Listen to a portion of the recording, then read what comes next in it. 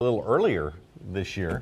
I was just about to say, the veterinarian even knows that the spring is earlier because everything changes, know. And so, does. so when we turned the corner last week, I mean, here we're almost in the summer pattern, and these temperatures are not going to be getting any cooler. In fact, the 2 or 3 fronts that are across North America, there's just no way that they're going to be moving down to our area. So this cloudy, muggy weather continues. Not a lot of sunshine through the next 7 days, believe it or not. 71 right now, very humid, but no significant fog at this hour. Got up to 84 yesterday. We're supposed to be in the mid 70s, like the veterinarian said.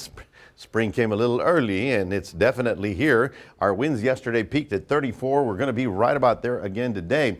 Notice that the visibility seems to be good in most areas, a little bit thicker up in the Rockport area, but 6-mile visibility out down at Naval Air Station and 9 miles out at the airport. So that's not a problem.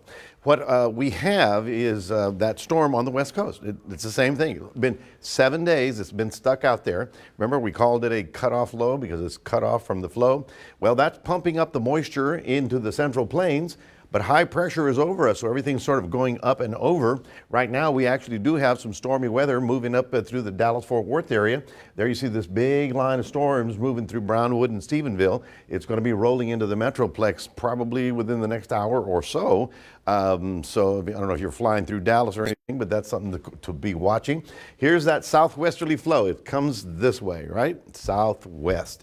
Well, that's tropical air rolling up on top of us. And until that area of low pressure moves away or does something, we're sort of stuck. Now, this is the thing that caused significant rainfall. Phoenix had over almost 2 inches of rain yesterday. In San Diego County, there was some flooding. Some cars were swept off the roadways. And so it's been a significant spring storm out there, and much later in the year. Usually by March, they don't get any of this kind of stuff, but they're certainly getting it now. Now, what we're going to do is we're going to go upstream. We're going to go this way up to here. Okay, so what happens here? This thing is going to fall apart, but it's going to be followed by another one. So remember, if there's a storm off of California giving us a southwest low, what do we get? It's the overcast. So here's what we've got today. Cloud deck coming in from the west, maybe a ray or two of sun like yesterday afternoon, but overall very cloudy and very warm, up to about 80 degrees again today.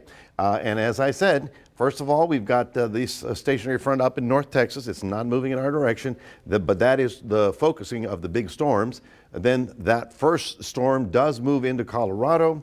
We get very little change because there's another storm following behind it that's going to continue that flow. So the upper winds, basically, you're thinking, all the way from the Pacific? Yeah, all the way from the Pacific. We're all connected in one planet. So there you go, warm and windy, very little change in our forecast. 1 or 2 rays of sun in the afternoon, and that's about it. Otherwise, we'll stay at about 80 degrees all the way through the weekend. That's your 7-day forecast. Here's Mike.